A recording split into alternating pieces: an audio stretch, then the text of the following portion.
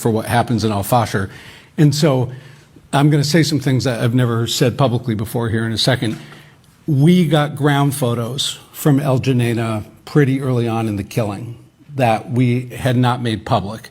And that became very important because we were using them to measure the bodies, because there were so many body piles of Masalit men and boys. They basically caught this one neighborhood and blocked it off.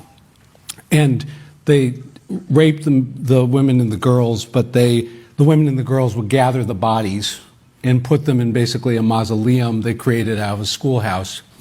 And so we could navigate and follow the RSF killing from space using the body piles as navigation points. They were killing so many.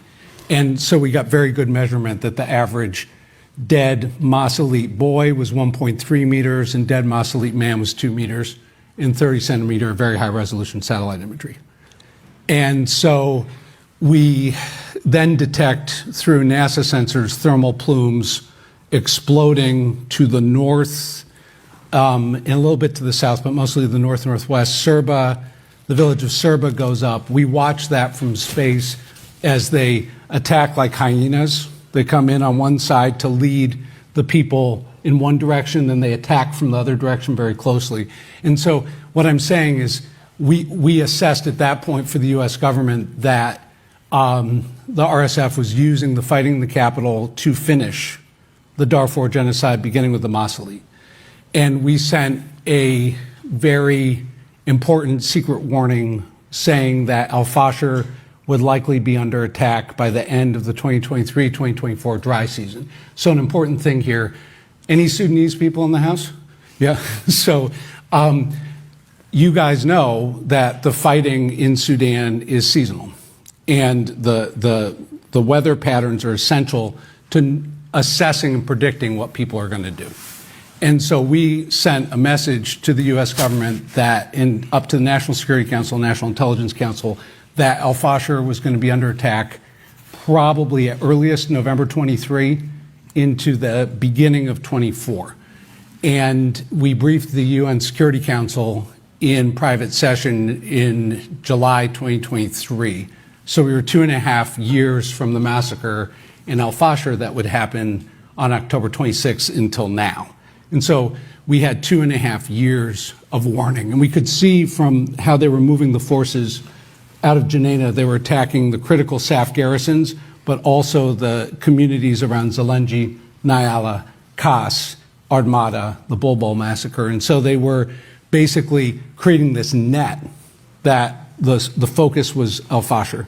And the reason why Al-Fasher was so important, to go back to the first genocide, is that the Zagawa in the Four, really because of, in a way, success of UN peacekeeping, had run to Al-Fasher as the safe haven. And around Al-Fasher you have Al-Salam, Abu Shuk, and most importantly Zamzam camp, 12 kilometers to the south. So on one hand they go into the safe haven and they become sitting ducks.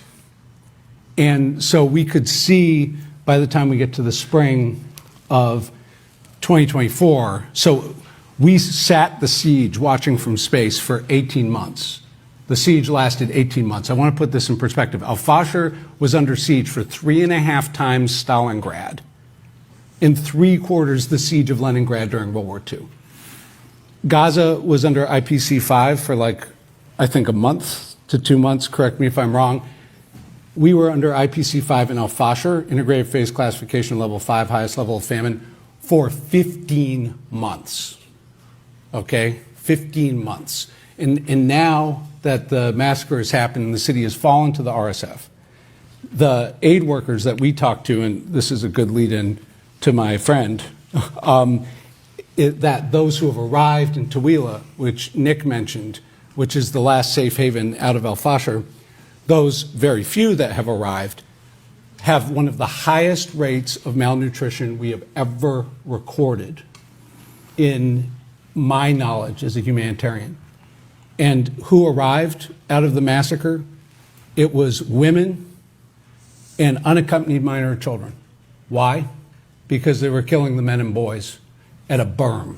They built a wall around Al-Fasher by the fall of this past year that we were the first to catch it. It was 9 feet high, and they had bulldozers working around the clock and backhoes, 37 kilometers long. They created a kill box, and they walled in the remaining 4 in the Zagawa in the city, and basically the last major battle to date of the Darfur genocide.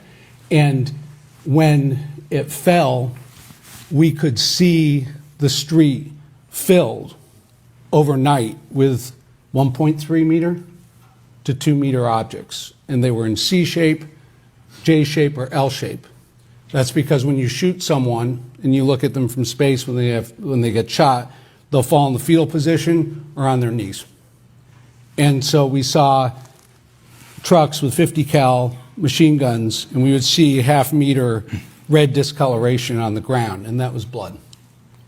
And we think we got a call, this is where I'll end, we had a ground network, we think they're all dead now. Our ground guys call us on Monday after the fall, and in the morning they say 1,200 of our family members and friends are dead. By that evening, they say 10,000. By Tuesday, we never got them on the phone again.